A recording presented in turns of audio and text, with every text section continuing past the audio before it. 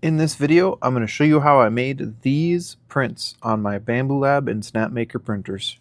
First, we start off in Procreate and make our design, and then we export it into Image 2 keychain using Maker World. Once you're in Maker World's Maker Lab, you'll want to go to Image 2 keychain, and then create from blank when you're doing a new image, and then upload your image here. I've already created one, so I'm going to open that one. Once you're in here, you're going to want to set the plate and thickness. You want to make sure it's set to default for the plate, and your thickness set to 1 millimeter, and then your image thickness to 0.4 millimeters here at the bottom. Once you confirmed all that, make sure all your colors make sense and are correct for what you are wanting. Once you're good with that, double check your 3D preview, make sure everything looks good. Once you're happy with it, hit download and select 3MF.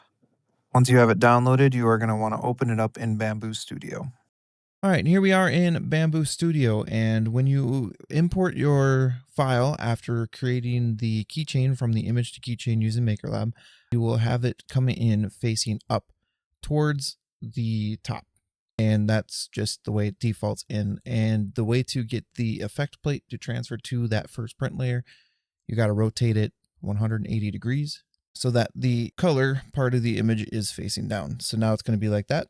And after you do that, you're going to go ahead and check these settings if you aren't using my print profile that I'm going to provide. And those settings are, the first thing you want to change is the wall generator. You want to change that from classic to Arachne. That just helps with small wall generation. And then on the advanced side of things, we want to check off only one wall on first layer, and then initial layer flow percentage of 1.10 or ratio. That just gives it a little bit extra to fill in any gaps that may be formed from the first layer print. And some of these settings may be behind the advanced toggle. You'll have to turn that on, or you can do what I do, which is I have it set to developer mode.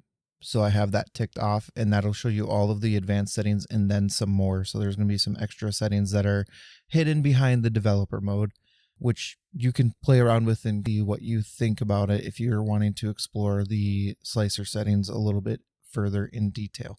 So once you have all that set, the next thing you're going to want to do is, if you want to set any ironing, you can do that. Do your ironing type here. For my purposes, I'm going to take it off for the profile that I'm providing.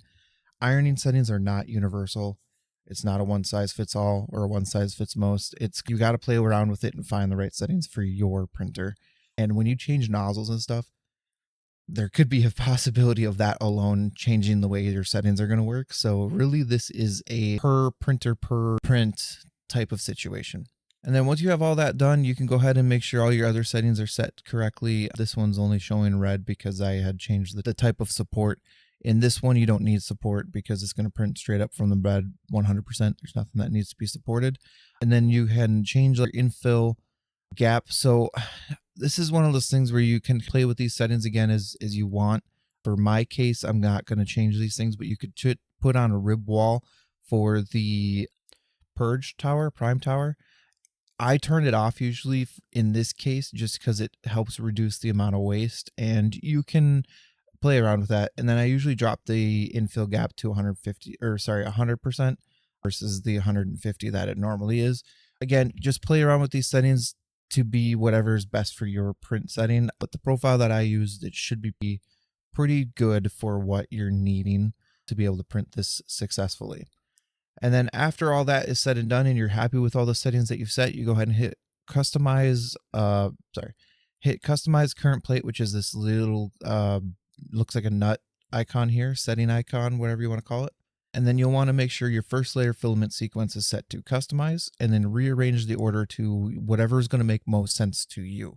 So in this case, since there's more than 4 colors, I want to put my black and white at the end, because usually that's the best time to do the outline, is at the very end, because then you can make sure you get all of those details for the colors into your print.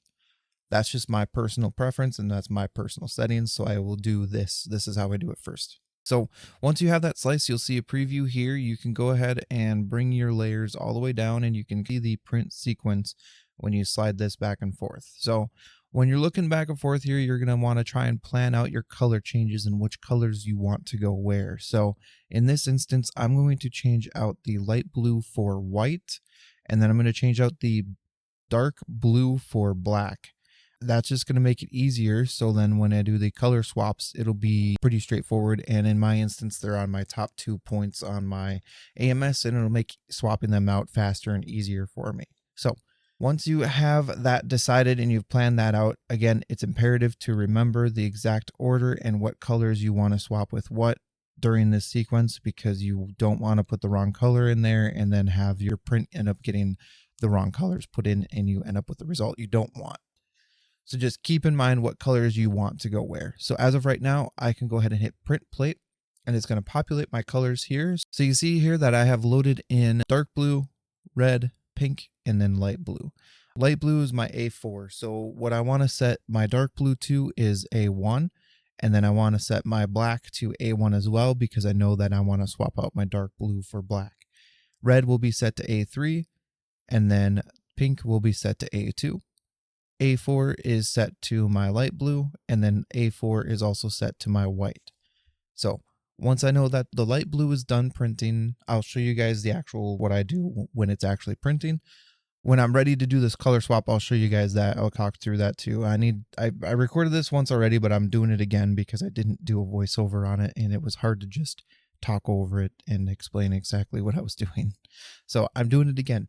So once you have that sequence decided and you're good to go, go ahead and hit send. And then once it's sent over there, I'll go ahead and meet you guys over at the printer to show how I do the color swaps while it's printing. An important thing to remember when you're using these plates is to clean it thoroughly with 91% isopropyl alcohol. I use this one from Up and Up from Target and put it in a spray bottle, spray it onto the plate, and then I make sure I wipe it nice and clean using a microfiber cloth.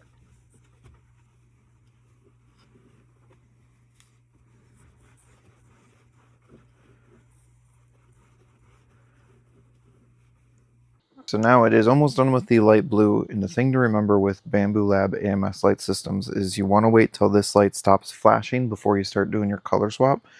When the light's flashing, that means that this one's engaged in using that color. So trying to do it while it's flashing is going to be impossible, or it's going to be really hard to do it because it's not going to be letting go of that filament very easily.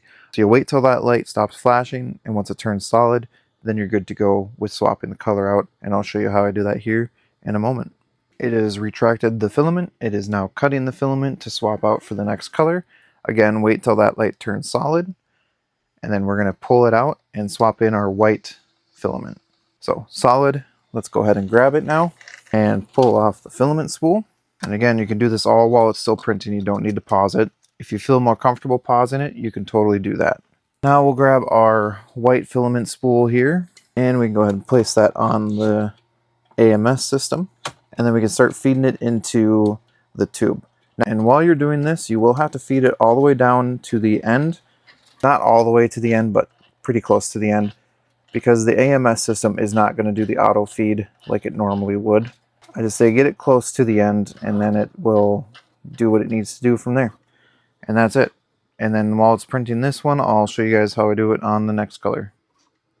And I'd also like to mention that I'm using a specialty filament here for the dark blue. I'm using a color changing filament, I guess you could call it.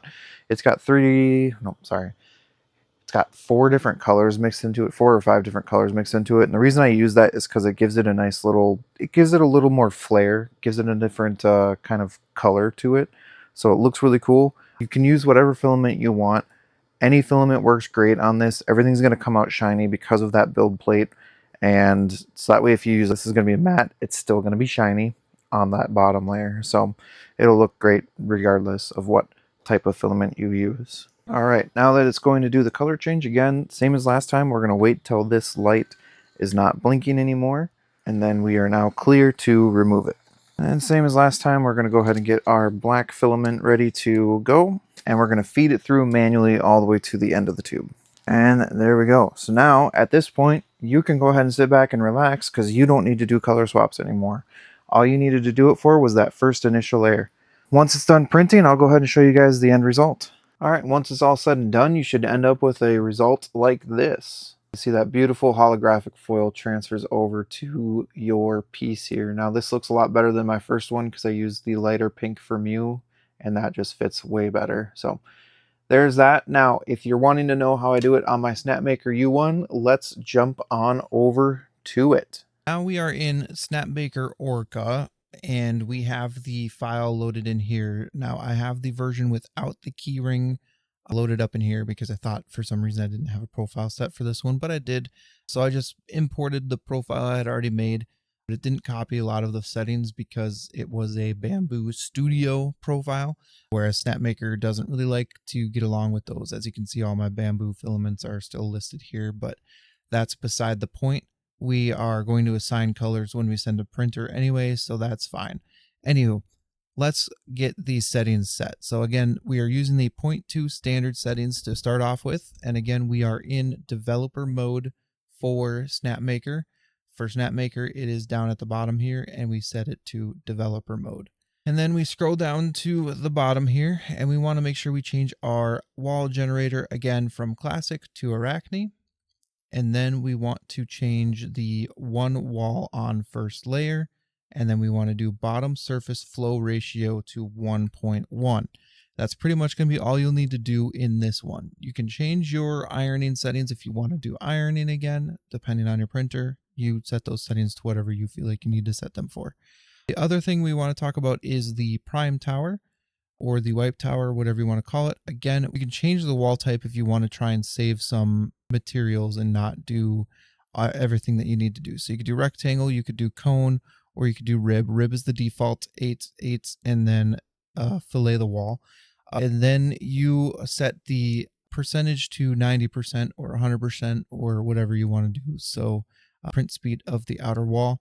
Again, it doesn't really matter. All you're doing, all this is here for is to purge the old filaments. And on the Snapmaker, it's not as crucial when doing color changes, being that they do have 4 nozzles. But in this case, we still want to make sure we have it set. So once we get all that set, we're all good there. We go ahead and set our print order. And again, I'm going to pretty much follow the same print order that I had from the last one because I'm going to switch out the light blue and the dark blue for my white and my black. So this is a little bit different. This is going to be one that's going to be easier to wait until both of the colors have gone through, and then we got to pause the print at that point and then do our color swaps. So this will technically take more time as far as doing the color swaps go, but it should print faster being on the Snapmaker U1. I believe it was a little over an hour to do it on the Bambu Lab, and I believe this one's going to be way less than that. So there we have it. Everything's set there. We're good to go. We go ahead and hit slice plate.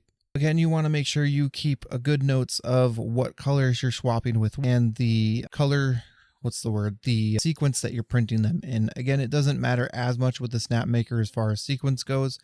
These 2 colors I'm going to change. So once those 2 colors are done, we hit pause and then we do that. You want to make sure that you don't set 2 colors back to back that you're going to be changing. So you don't want your dark blue to be followed up by black right away, because then it's going to immediately try and start doing that next color and won't even give you that opportunity to do the switch. So you want to make sure they're spaced out, if that makes sense. I recommend not doing any more than 7 colors when doing this kind of method, just because trying to do all 8 is going to be a pain in the butt unless you can set your sequence to an exact order that you can do 1, 2, 3, 4, and then 1, 2, 3, 4 again, if that makes sense. So the second round would have 4 different colors. So just keep that in mind. 7 is usually easier because then once that hits that 4th color, you can pause it there, switch out your 3 colors, and then you have your additional 3 colors for this first layer. So with that being said, you can see our first layer here looking good. Again, following that same sequence as the Bambu Lab, which is the light blue, then the red, then the dark blue, and then the pink and white and black. We've got that all set up there. That is perfect. Let me go ahead and hit print and show you how much different this looks for the Snapmaker. So here's the UI for the Snapmaker Orca. Go ahead and select your printer. And once that's selected, your colors will populate here. So I'm going to set dark blue for black because I want to switch out my dark blue for black, and then my light blue for white, and that's good. So pink will be number 3, which is my pink in the machine. Blue is dark blue, so we got 1, 2, 3, 4, and then we got 1 and 2 again. And then we're going to do auto leveling. We want to make sure that that's clicked. You can do extrusion flow calibration. In this kind of setup, it's not as important unless you're wanting to do something in three-dimensional space, which this is not a good method of printing if you're trying to do a three-dimensional multicolor print. I would suggest using color mixing for those kinds of things if you're wanting to get more than your 4 colors. Use your color mixing for the 4 colors you've got a base of, and then make your print that way. It's way easier, way better. You can just hit print and go. It's not going to require all these extra steps. So anyway, we're going to go ahead and hit send and send it to the printer, and then I will meet you guys over at the printer and show you my process once those 2 colors have fully printed. And then once it goes for the tool change, I hit pause on this. So I'm going to let you guys see the tool change and then what I do. Tool change initiated, and then I hit pause as soon as it picks up the next one. So then it parks itself there. And while it's doing that, it's actually going to just sit there because I'm going to bring you back to this screen.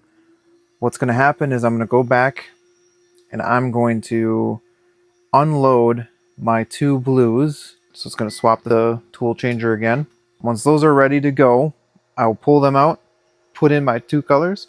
So black's going to go here, and then we'll load them up. Kick that out. So I'm going to pull the filament out, and then I'll get my white ready, and I'll feed that into number 1. And I'll pull number 2 out and get my black loaded up.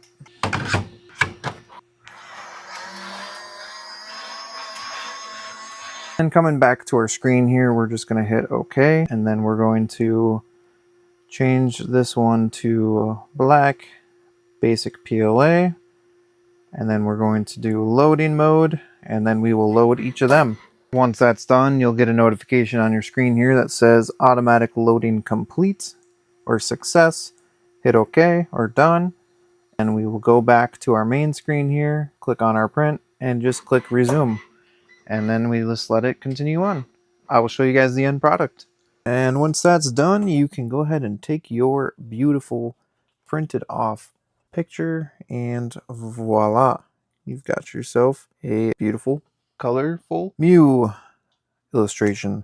So that was just fun to do with some of these different colors. There's your final result. So let's go to the desk and wrap this video up.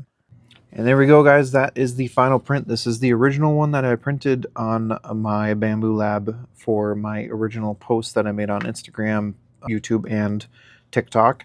Here's the one that you guys just seen, which is the final one that came off the Snapmaker. And then this one is the one that came off of the Bambu Labs again, just not too long ago. Anyway, those are all 3 of them there. If you do want to try this printout yourself, you can go ahead and click that link in the description for Maker World. That will link you to the Bambu profile that I have made for these. If you want to just purchase one of these, I am planning on putting these up for sale on my website. You can also check that out in the link in the description as well. So thank you guys so much for watching. I do really appreciate it. I will be making more videos coming in the future. I will review that ByQ after my month. I'll also be reviewing both of my printers and giving my honest opinion on each of them and my suggestion for people who are getting into 3D printing in today's world. I'm also going to be continuing to do my filament reviews from local stores like Michael's, Hobby Lobby, Best Buy, Micro Center, those kinds of things. So if you're interested in any of that, please do hit subscribe and become a subscriber to the channel and turn on those notifications so you know post new videos. So thanks guys so much for watching, and I do hope to see you in other videos. Goodbye.